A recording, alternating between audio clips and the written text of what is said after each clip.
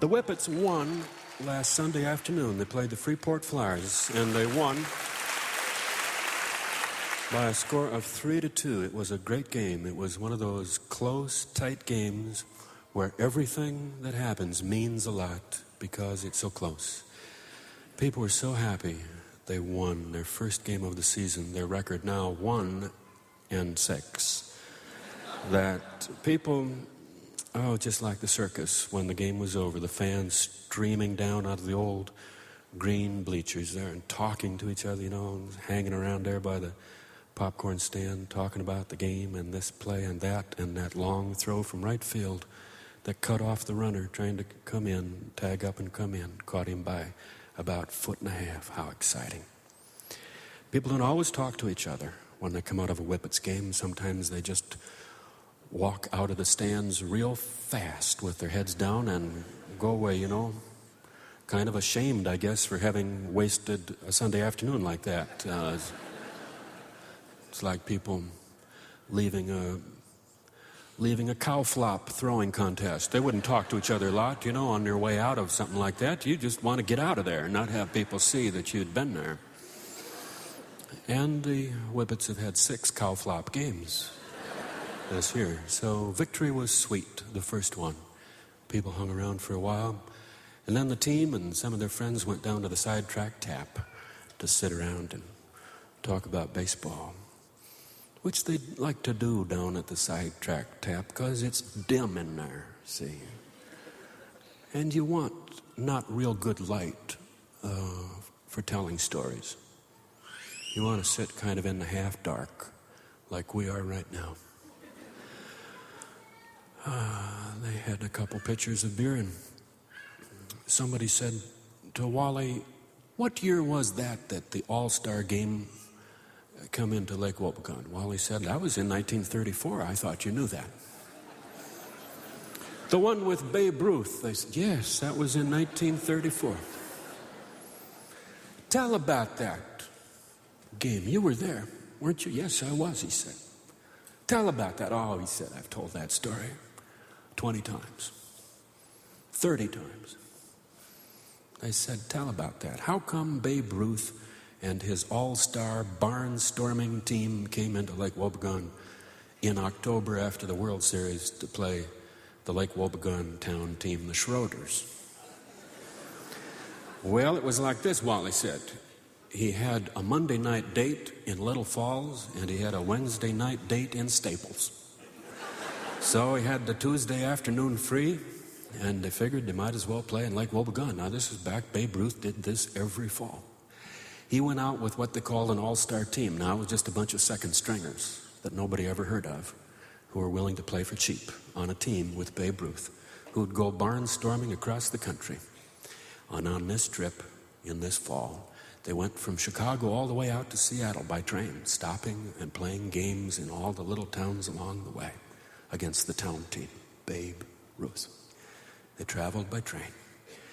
Now, he did this for sponsors, you see. They'd always have a sponsor of the Babe Ruth All-Star team.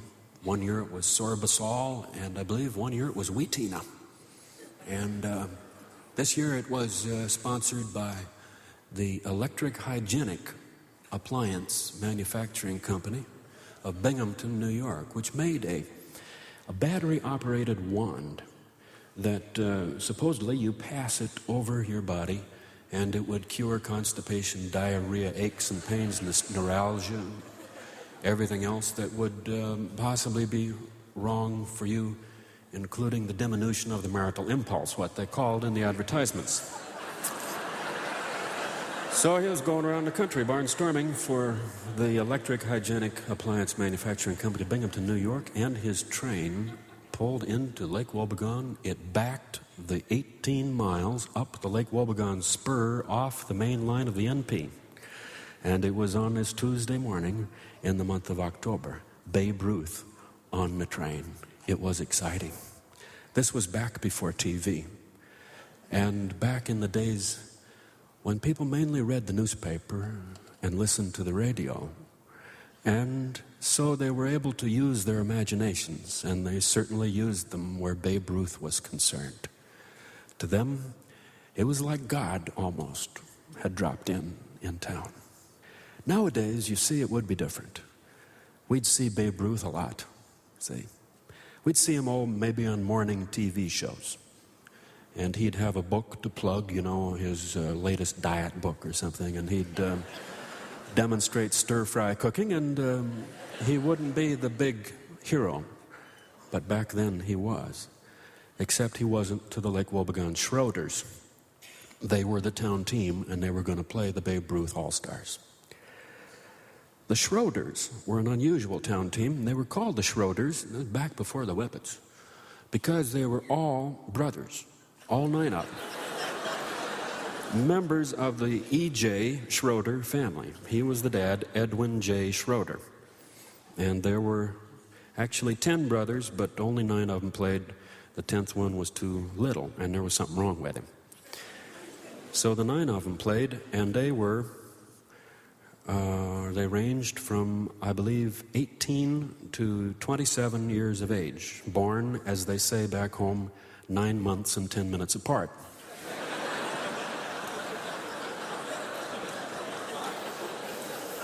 They were all named Edwin. He named all of his sons after himself. Their first names were all Edwin. Then, of course, he gave them different middle names.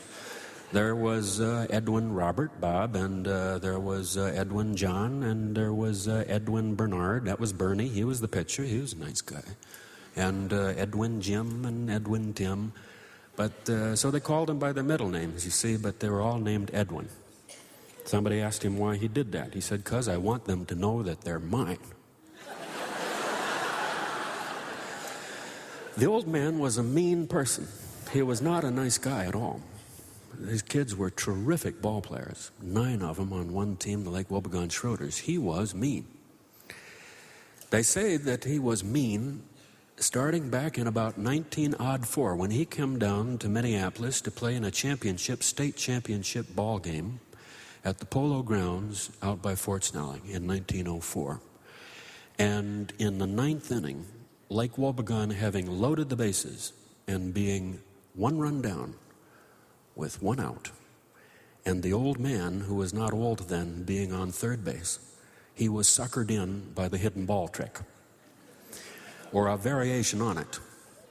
When the Minneapolis pitcher, at this crucial point in the game, stood there on the mound preparing to pitch, and then suddenly pitched over backwards and turned purple. His eyes bulged out in his head.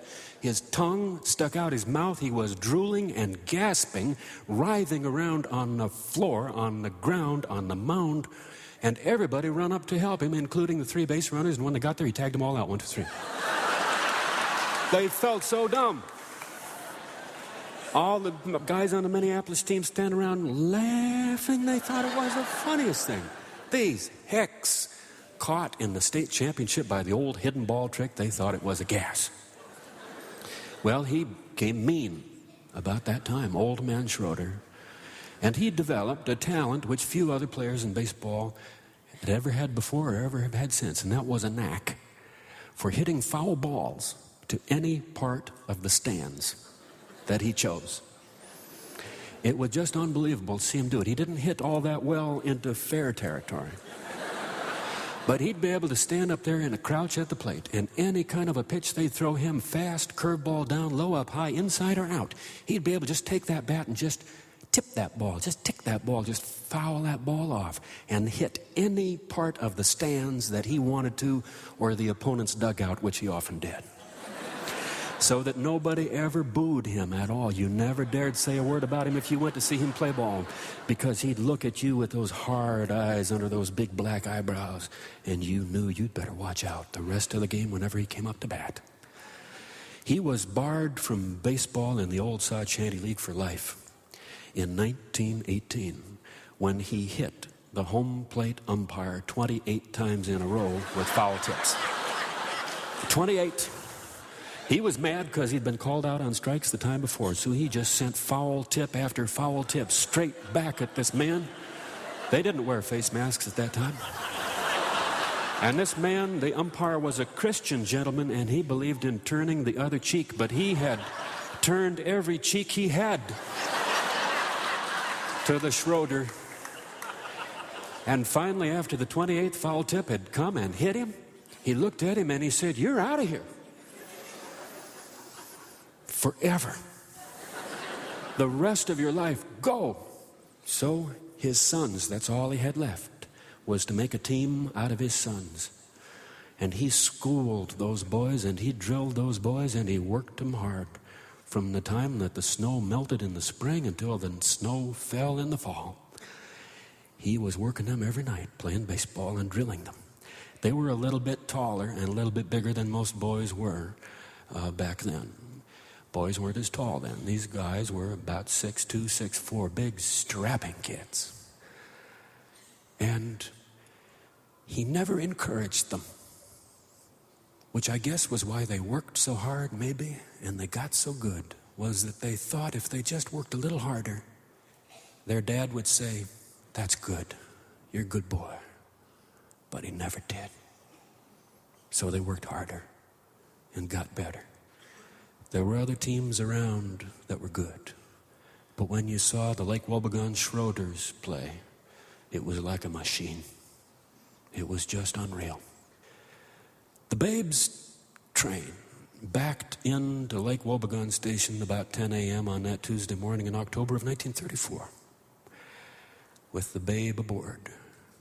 A green train with silver and gold trim and red velvet curtains at the windows. There were about 30 men waiting for it when it come in. More joined them as it sat there by the station in the morning.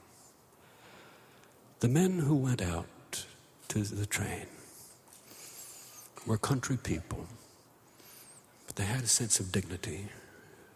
They weren't a bunch of yahoos and hayseeds. So they didn't go out there and stare and gawk at the Babe's car that they assumed he was in, the one with all the curtains drawn. They stood in the field next to it with their backs to it, looking out across the field towards the trees and the lake, as if they were there doing some kind of job or were about to get a job to do. They were hanging around in a purposeful manner, looking away and looking back over their shoulders ever so often, but mainly looking away across the field. And as more men came across the field, the first comers kind of gave the newcomers the cold shoulder. The newcomers come across and they said, "Is he in there? Is Babe Ruth?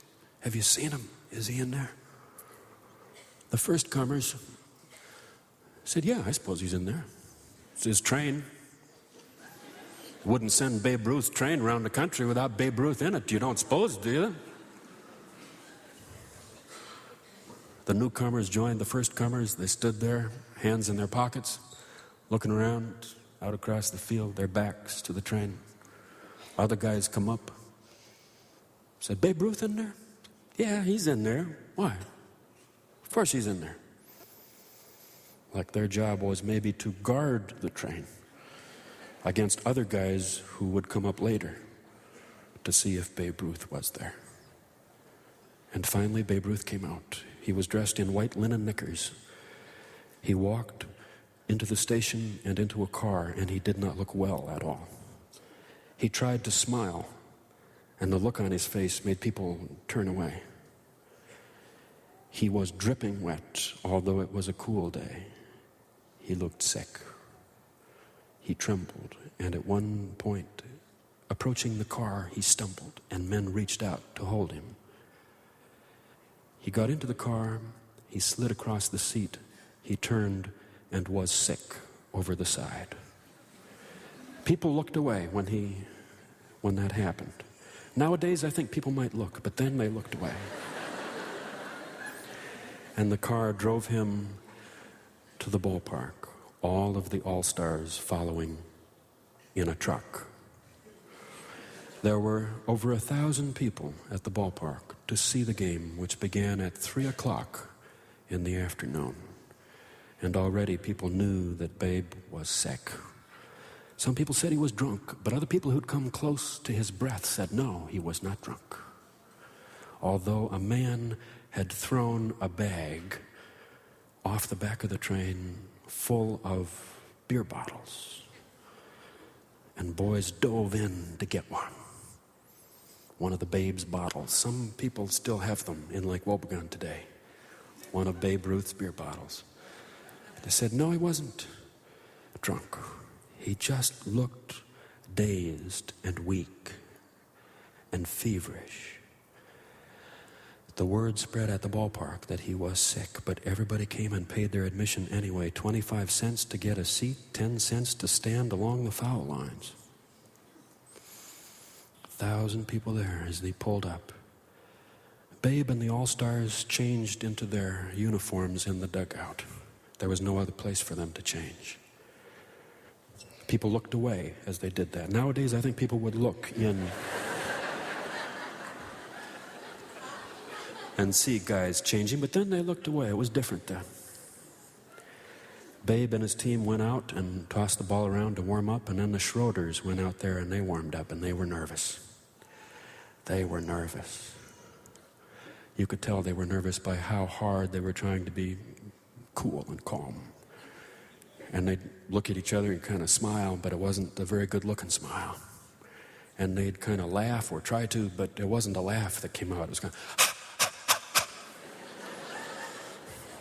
trying to be cool, and they'd wind up and they'd throw the ball in warm-up and it'd go 20 feet over the guy's head and way out there. They were nervous except for their dad, old E.J.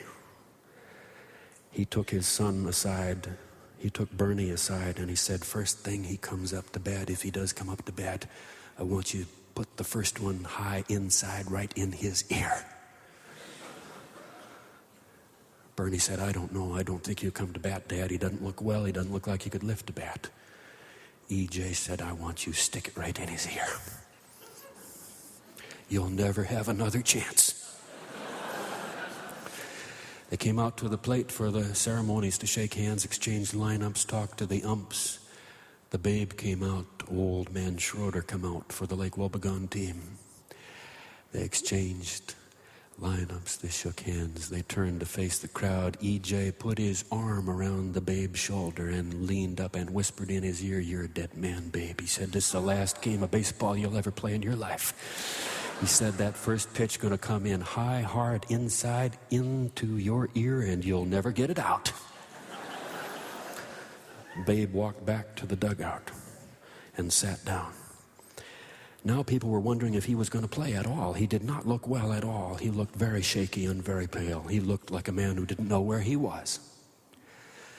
Now, folks, this was in a different era in baseball and in our country. There were some people at this game before it started who said, let's change the rules. There's just an exhibition game. Let's change the rules so that the Babe can just go up and bat. And he don't have to go out in the field and play a position. He could bat for the pitcher. It wouldn't hurt anybody. People here want to see him bat. Why don't we just change the rules? This was in a different time in our history when a man did not pick up a bat unless that man was willing to pick up a glove. I tell you, people said, we changed the rules, but it won't hurt anybody. But you start to change a rule like that, and what else is going to change then? Then where is it going to stop? Loyalty, responsibility, hard work, patriotism, is that all? We're going to change that too at our convenience. Those people said, no, we're not changing the rules. So the Babe sat in the dugout, and the game commenced. He sat in there. There was an ice bucket at his side. And there was a man soaking clods in it and putting them on the Babe's forehead. He was so hot, although it was autumn. It was a good game. It was a good game and people enjoyed it. And yet they couldn't remember much about it afterward because they were all just waiting for one thing, Babe Ruth to come up to bat. It was a good game. And they watched it, and yet something was missing. It was a good game. The last game of baseball on a fall afternoon. Glorious fall in Minnesota, when the woods turn majestic colors, and when the world smells of apples and leather and wood smoke and horses, and you have the feeling that we live in a country that books are written about, where here in Minnesota kings and queens would ride on their white horses through the golden cornfields and into the blazing oranges and reds of the woods. And it would all be here in Minnesota. It's a majestic time of year. It was a good game, the last game of the season. Men out there playing, men being boys again for the last time before the snow falls and we have to all get serious and go to school and study winter. But they were all waiting for the babe. They were just playing, waiting for the babe to come. Every inning, the babe would stand up and smile and wave to the people, and they'd all cheer. And then he'd sit down again. Between every inning, Bernie would go and sit in the dugout, and EJ would say, "Stick it in his ear, the first pitch when he comes up. Look at him sitting there in his dugout. That man earns more money than the President of the United States. I'll bet he's getting $250 just to sit there and have somebody put cold cloths on his forehead. We'll show him. He comes up to bed. I want you to show him. We're not just a bunch of hicks out here happy just for the pleasure of his company. There's a bunch of people out here who take baseball seriously, and that's us. And you show him when he comes up." As the game went on, and it got darker, the sun began to go down out beyond right field. And then it was time to go home. Twilight was coming on, and people turned. Nowadays, they might boo, but back then, people didn't boo. They accepted disappointment. And then people said, "Wait, there he is." And he stood up out of the dugout, and he walked out to home plate and stood there. And then it was just two people, Bernie on the mound and the babe at the plate, and that was all that mattered. They stood there, and people threw back their heads and yelled as loud as they could for a minute. And the babe heard the roar of the crowd like an ocean, turned around, held up his hand, and they all fell still. And he turned to face the pitcher. A day seemed to pass, and Bernie wound up for the first pitch, and he bent down low, and he reached way back, and he kicked real high, and the whole world turned, and he threw. And the umpire said, "Strike one." And the catcher turned around and said, "Shut up." "This doesn't concern you," he said. "This is between them." The umpire was embarrassed. He knew he was right. He didn't have to point that out. Everybody knew it was a strike. They threw the ball back out to the mound. Bernie bent down and he looked in. Everybody was absolutely still and didn't move a muscle. They wanted to see and hear everything that happened so that they could always remember everything about this moment when Babe Ruth played in Lake Wobegon. They wanted to remember everything about it, from the taste of the cotton candy in their mouths to the look of the gentlemen's hats and the smell of wool and the cool mist of autumn moving in and the first star that was appearing in the sky and the sun going down in right field and the outfielders standing perfectly motionless and the feel of your father's big hand and your little hand inside it. They wanted to remember everything that happened as Bernie bent down low and he reached way back and he kicked way up and he turned the world around and the ball came in and the babe swung and the ball went in the catcher's mitt. And the babe went, oh! And they threw the ball back out. Everybody just stood still. About a week passed. And Bernie was ready for the third pitch. And he looked in. And he bent way down. And he reached way back. And he kicked way up. And the whole world turned. And he threw that ball in there. And the babe swung. And there was a crack like the sound of lightning, as that little white ball became a star in the sky. And the babe started to run as people watched the ball hang up in the air. It was still hanging there as the babe started running towards first and as he turned first. And he was stumbling, and then he was running, and he was running that graceful trot of Babe Ruth. Big man, but so graceful, almost dancing, as he trotted those little steps with his head down and his little feet and his delicate thin ankles, trotting along towards second. And as he come around second base, he heard the roar of the crowd come up, and he looked at him and he smiled and he lifted his cap and he ran around third base and he come in towards home. And as he made the turn at home plate, he looked completely well again. He looked handsome and he looked happy. He looked like the greatest ball player who ever lived in the history of the human race. And he disappeared into the dugout, and they were all gone a minute later, and everybody went home. That ball, ladies and gentlemen, was never found. People have looked for it for years. It may still be out there. Everybody went home and remembered it for the rest of their lives. The whippet said, "And you were there?" And Wally said, "Yeah, I was there." "Is that true?" they said. He said, "Every word." And that's the news from Lake Wobegon, Minnesota, where all the women are strong, all the men are good looking, and all the children are above average.